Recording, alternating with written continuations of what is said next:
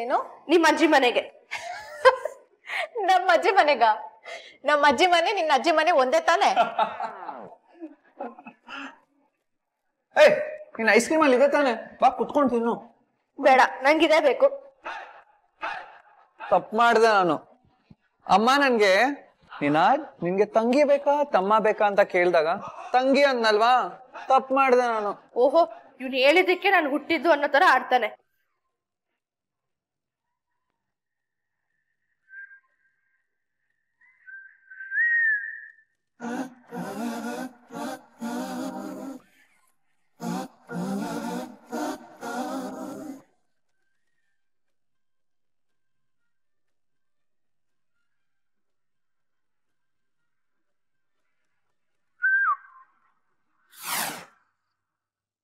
ಇದೆಂತಹ ಸಂಪ್ರದಾಯ?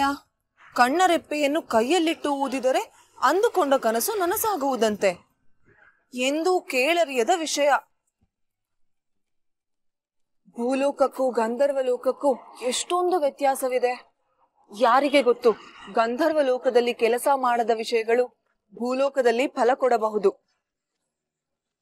ಕಣ್ಣರೆಪ್ಪೆ ಊದಿದರೆ ನಾನು ಅಂದುಕೊಂಡದ್ದು ಆಗುವುದು ಎಂದರೆ ಊದುವುದರಲ್ಲಿ ತಪ್ಪೇನಿದೆ? ಹೇ ಕಣ್ಣರೆಪ್ಪೆಯೇ, ನಿನ್ನನ್ನು ಊದಿದರೆ ನಾನು ಅಂದುಕೊಂಡದ್ದು ಸತ್ಯವಾಗುತ್ತದೆಯಂತೆ. ನಿನಗೂ ಗೊತ್ತು ನನ್ನ ಮನಸ್ಸಿನಲ್ಲಿರುವುದೇನೆಂದು. ರಾಜಕುಮಾರನನ್ನು ಹುಡುಕಬೇಕು. ಭೂಲೋಕಕ್ಕೆ ಬಂದಿರುವ ಏಕಮೇವ ಕಾರಣವದು. ನೀನು ನಿಜವೋ ಸುಳ್ಳೋ ಗೊತ್ತಿಲ್ಲ. ಪುಟಾಣಿ ನನಗೆ ಮೋಸ ಮಾಡುತ್ತಿದ್ದಾಳೋ ಗೊತ್ತಿಲ್ಲ. ಆದರೆ ನಾನು ನಿನ್ನನ್ನು ನಂಬುತ್ತೇನೆ. ಪುಟಾಣಿ ಹೇಳಿದ್ದು ನಿಜವೇ ಆದರೆ ನಾನು ರಾಜಕುಮಾರನನ್ನು ನೋಡಲು ಬಯಸುತ್ತೇನೆ.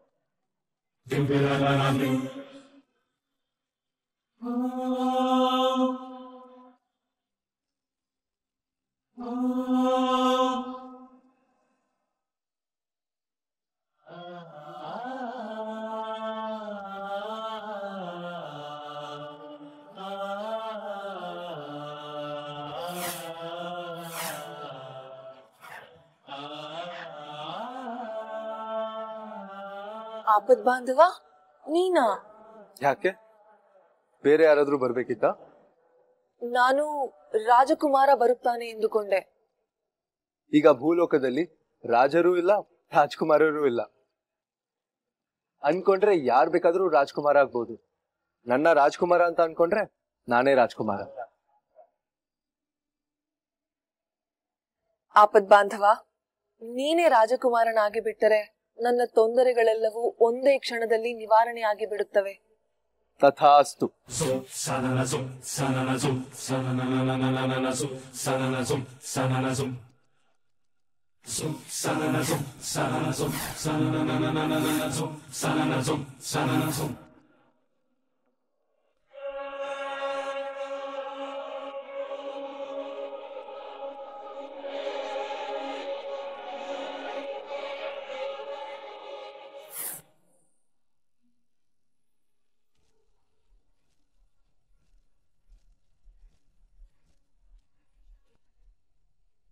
ನೆಮ್ಮದಿಯಿಂದ ಮಲ್ಗಿದ್ಯಾ ಮಾಯಿ?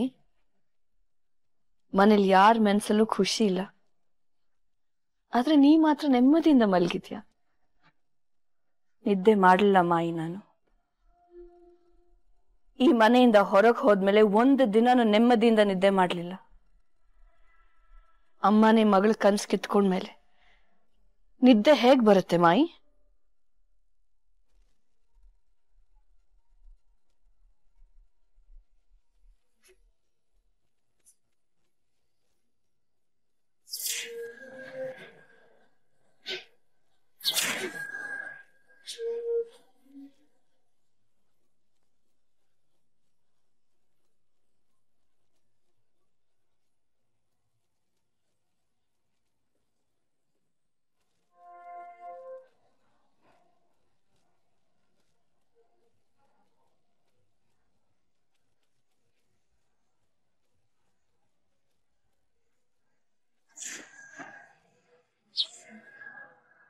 ತಗೊಳ್ಳಿ.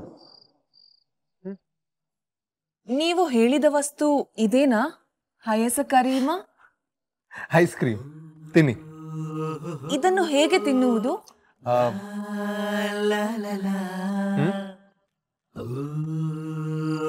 ತಿನ್ನಿ.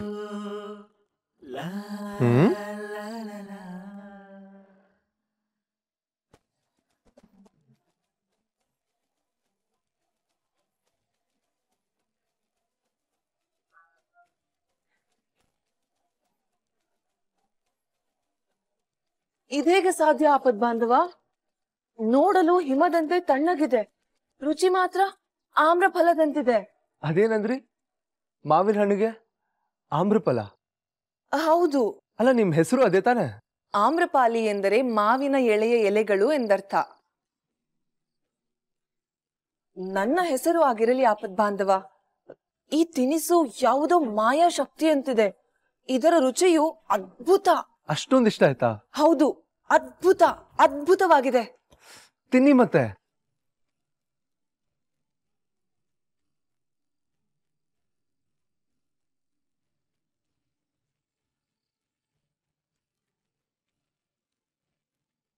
ಪುಟಾಣಿ, ಯಾಕೆ ಇಷ್ಟೊಂದು ಸಿಟ್ ಮಾಡ್ಕೋತೀಯ ನೀನು? ನಿಂಗೆ ಯಾಕೆ? ಕೊಬ್ಬು ಜಾಸ್ತಿ ಆಗಿದೆ ಇವಳಿಗೆ. ಚಾಯ ಅಕ್ಕ, ನೋಡಿರ್ ಇಬ್ರನ್ನ ಯಾವಾಗ್ಲೂ ರೇಸ್ತಾನೆ ಇರ್ತಾರ. ನನ್ನ ಒಂಚೂರು ಕಲ್ತಾನೆ ಇಲ್ಲ ಇಬ್ರಿಗೂ. ಸ್ವಂತ ಅಕ್ಕ ಅಣ್ಣನ ಬಗ್ಗೆ ಹೀಗ್ ಮಾತಾಡ್ತೀಯಲ್ಲ ಪುಟಾಣಿ, ನೋವಾಗಲ್ವಾ ನಮ್ಗೆ? ತುಂಬಾ ಸಂಕಟ ಆಗ್ತದೆ ನನ್ಗೆ.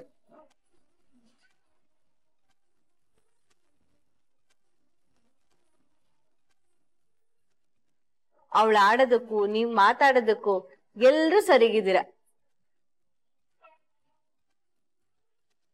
ನಿಮ್ ಜಗಳ ಬಿಡ್ಸೋದಕ್ ಬರ್ತೀನಲ್ಲ, ನಾನೇ ದಡ್ಡಿ.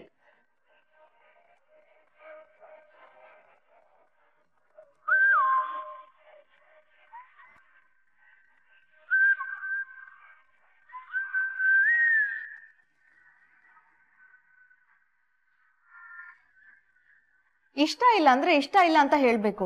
ಓ ಮೈ ಗಾಡ್, ನನ್ ಫೇವ್ರೇಟ್ ಅಂತ ಹೇಳಿ ಇವಾಗ ಡಸ್ಟ್ಬಿನ್ ಯಾಕೆ ಹಾಕ್ಬೇಕು?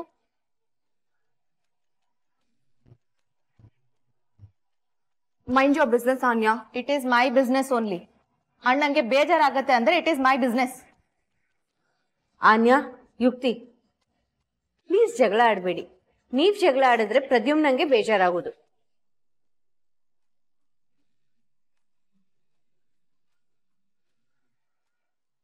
ತಗೊಳ್ಳಿ, ನಂದು ನೀವೇ ತಿನ್ನಿ. ನಿನಗೆ? ನಾನು ತುಂಬಾ ಸಲ ತಿಂದಿದ್ದೀನಿ. ನಿಮ್ನ ಇಷ್ಟು ಖುಷಿಯಾಗಿ ಐಸ್ ಕ್ರೀಮ್ ತಿನ್ನೋದು ನೋಡಿ ನನಗೆ ಹೊಟ್ಟೆ ತುಂಬಿತು. ತಗೊಳ್ಳಿ. ನಾನೇನೋ ನಿನ್ಗೆ ಐಸ್ ಕ್ರೀಮ್ ಸಿಕ್ಕಿಲ್ಲ ಅಂತ ಬೇಜಾರ್ ಮಾಡ್ಕೊಂಡಿದ್ದೆ. ನೀನ್ ನೋಡಿದ್ರೆ ನಮ್ಗಿಂತ ಮಜಾ ಮಾಡ್ಕೊಂಡ್ ತಿಂತ ಇದೀಯಾ. ನನ್ನನ್ನು ತಮಿತು. ಏನಂದ್ರಿ? ನನ್ನನ್ನು ತಮಿತು. ಐಸ್ ಕ್ರೀಮ್ ತಿಂದು ನಾಲ್ಗೆ ದಪ್ಪ ಆಗಿದೆ ಇವ್ರಿಗೆ. ಹೌದಾ? ಹಯತ ಕರಿಮ ತಿಂದರೆ ನಾಲಿಗೆ ತಪ್ಪವಾಗುತ್ತದೆಯೇ?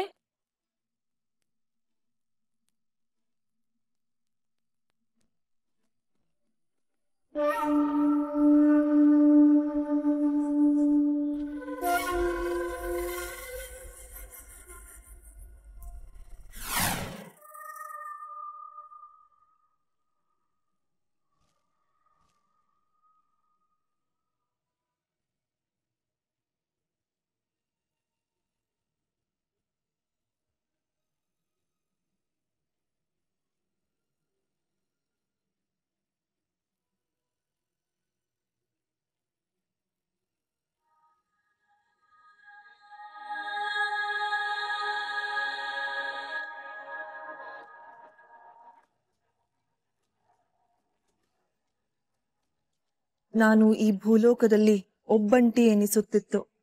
ಆದರೆ ಇವರೆಲ್ಲರ ನಡುವಿನಲ್ಲಿ ಸ್ವಲ್ಪ ನೆಮ್ಮದಿ ಎನಿಸುತ್ತಿದೆ. ಮನೆ ಅಷ್ಟೊಂದು ದೂರವೆನಿಸುತ್ತಿಲ್ಲ.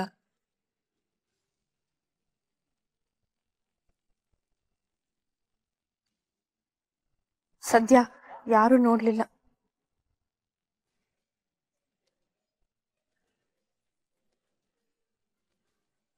ಪುಟಾಣಿ, ನನ್ನ ನಾಲಿಗೆ ಹೀಗೆ ಇರುತ್ತದೆಯೇ? ಇಲ್ಲ, ಒಂದ್ ಸ್ವಲ್ಪ ಹೊತ್ತಷ್ಟೇ. ಫಸ್ಟ್ ಟೈಮ್ ತಿಂದಿದ್ಯಲ್ಲ ಅದಕ್ಕೆ.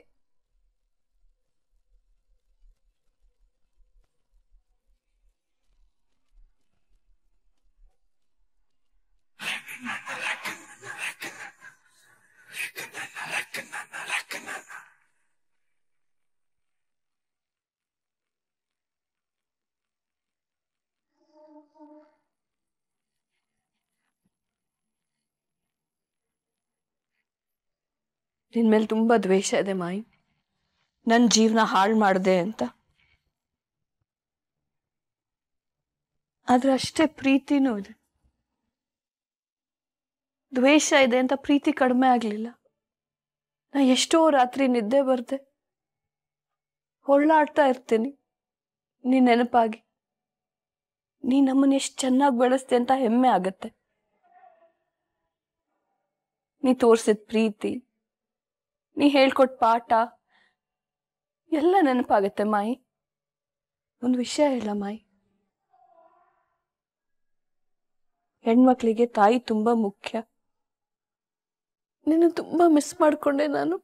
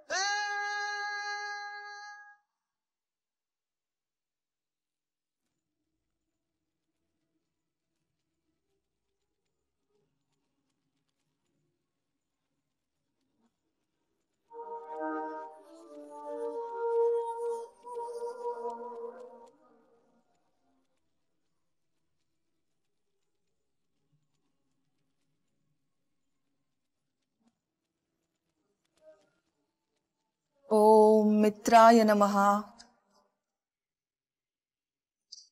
ಸೂರ್ಯದೇವ, ನಿನ್ನ ಬೆಳಕಿಲ್ಲದಿದ್ದರೆ ಇಡೀ ಪ್ರಪಂಚವೇ ಕತ್ತಲಿನ ನರಕದಲ್ಲಿರಬೇಕಾಗುತ್ತಿತ್ತು. ಎಲ್ಲವನ್ನೂ ಬೆಳಗುವ ನೀನು ಪ್ರಪಂಚದ ಮಿತ್ರ. ಈ ಭೂಲೋಕದಲ್ಲಿ ನಿನ್ನ ಬಿಟ್ಟರೆ ನನಗೆ ಬೇರ್ಯಾರೂ ಇಲ್ಲ. ಈ ನಿನ್ನ ಕಂದನನ್ನು ಕೈ ಹಿಡಿದು ಕಾಪಾಡು ತಂದೆ.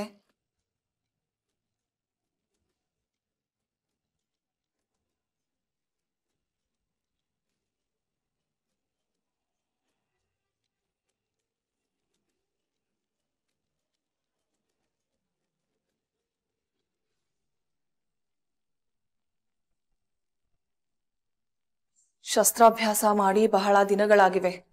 ತಂದೆಯವರಿದ್ದರೆ ಗದರುತ್ತಿದ್ದರು.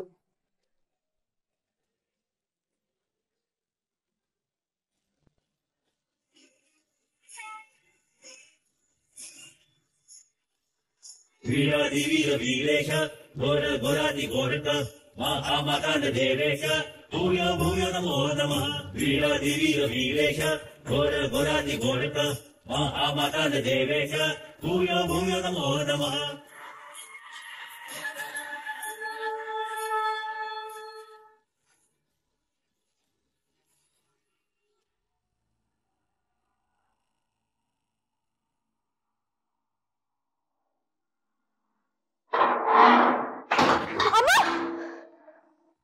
ಆಮ್ರಪಾಲಿ, ಇಷ್ಟು ಬೇಗ ಎದ್ದು ಯಾಕೆ ನಂಗೆ ಕಾಟ ಕೊಡ್ತೀಯಾ? ಬೇಗ? ಸೂರ್ಯೋದಯವಾಗಿದೆ ಪುಟಾಣಿ. ಸೂರ್ಯ ಇದ್ರೆ ನಾನ್ ಎದ್ದೇಳಕ್ಕಿನ್ನ ಟೈಮ್ ಇದೆ ಆಮ್ರಪಾಲಿ. ನೋಡಿ ಎಷ್ಟು ಗಲೀಜ್ ಮಾಡಿದೆ ನನ್ನ ರೂಮ್ನ. ಅಮ್ಮ ಬಂದ್ ನೋಡಿದ್ರೆ ಬೈತಾರೆ. ಅದನ್ನ ಎತ್ತಿಡು. ಸ್ವಲ್ಪ ಹೊತ್ತು ಮಲ್ಗಕ್ ಬಿಡು ಪ್ಲೀಸ್. ಮಾನವರು ವಿಚಿತ್ರ ಜೀವಿಗಳು. ರಾತ್ರಿ ಎದ್ದಿರುತ್ತಾರೆ, ಸೂರ್ಯೋದಯವಾದರೂ ಮಲಗಿರುತ್ತಾರೆ. ಎಚ್ಚರವಾಗಿ ಬಿಟ್ಟರೆ ಸಿಡಿ ಸಿಡಿ ಎನ್ನುತ್ತಾರೆ.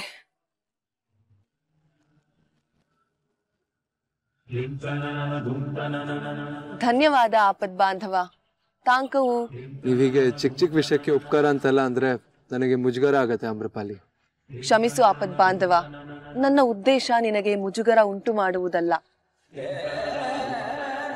ಏಕೆ ನಗುತ್ತಿರುವೆ? ಅಲ್ಲ, ಥ್ಯಾಂಕ್ಸ್ ಹೇಳ್ಬೇಡಿ ಅಂದ್ರೆ ಸಾರಿ ಅಂತೀರಾ, ಸಾರಿ ಹೇಳ್ಬೇಡಿ ಅಂದ್ರೆ ಥ್ಯಾಂಕ್ಸ್ ಅಂತೀರಾ. ಒಂದ್ ಪ್ರಶ್ನೆ ಕೇಳಲ್ಲ ಆಮ್ರಪಾಲಿ? ಕೇಳು ಆಪದ್ ಬಾಂಧವ. ನಿಮಗೆ ಹಳೇದೇನಾದ್ರೂ ನೆನ್ಪಾಯ್ತಾ? ಹಳೆಯದು ಎಂದರೆ? ಅಂದ್ರೆ ನಿಮ್ ಜೀವನದ ಬಗ್ಗೆ. ಓ, ನೆನಪಿಲ್ಲದೆ ಏನು, ಎಲ್ಲವೂ ಹರಳು ಕಟ್ಟಿದ ಹಾಗೆ ನೆನಪಿದೆ. ನಾನು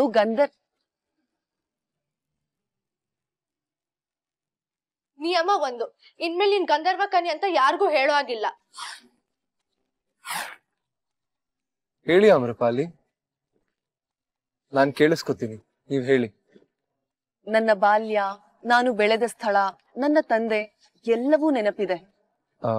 ಅಮ್ಮ? ನನ್ನ ತಾಯಿಯನ್ನು ನಾನು ನೋಡೇ ಇಲ್ಲ.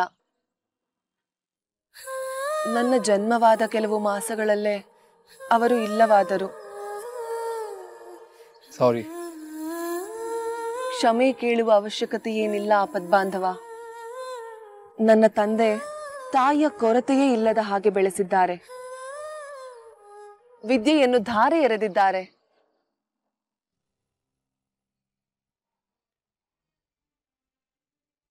ಆದರೆ ಅವರಿಗೆ ಕೊಟ್ಟ ಮಾತನ್ನು ಉಳಿಸಿಕೊಳ್ಳಲಾಗುತ್ತಿಲ್ಲವೆಂಬುದೇ ಸಂಕಟ. ರಾಜ್ಕುಮಾರನ ಹುಡುಕ್ತೀನಿ ಅನ್ನೋ ಮಾತಾ? ರಾಜಕುಮಾರನನ್ನು ಹುಡುಕಲೇಬೇಕು ಆಪದ್ಬಾಂಧವ, ಇಲ್ಲವಾದರೆ ಅನಾಹುತವಾಗಿ ಬಿಡುತ್ತದೆ. ಅಲ್ಲ, ರಾಜ್ಕುಮಾರ ಇಲ್ಲಿಗೆ ಹೇಗ್ ಬಂದ? ಯಾರು ಕಳ್ಸಿದ್ರು?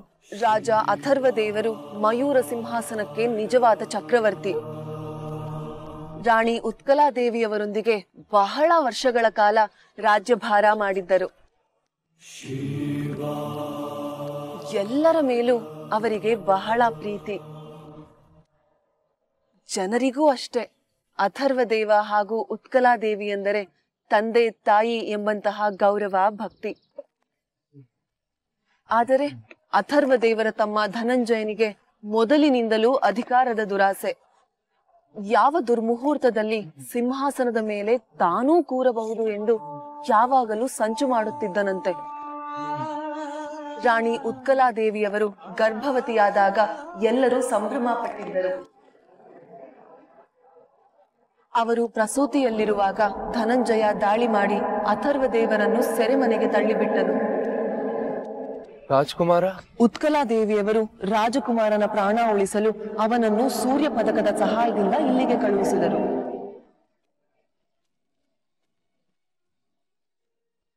ಆಗ್ತಾನೆ ಹುಟ್ಟಿದ ಮಗುನ? ಹೌದು.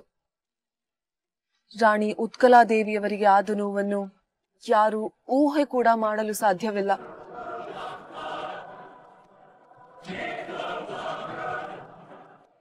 ಇನ್ನು ಕಣ್ಣು ಕೂಡ ಬಿಟ್ಟಿಲ್ಲದ ಕಂದಮ್ಮನನ್ನು ಯಾವ ತಾಯಿ ತಾನೇ ತನ್ನಿಂದ ಬೇರಾಗುವುದಕ್ಕೆ ಬಿಟ್ಟಾಳು?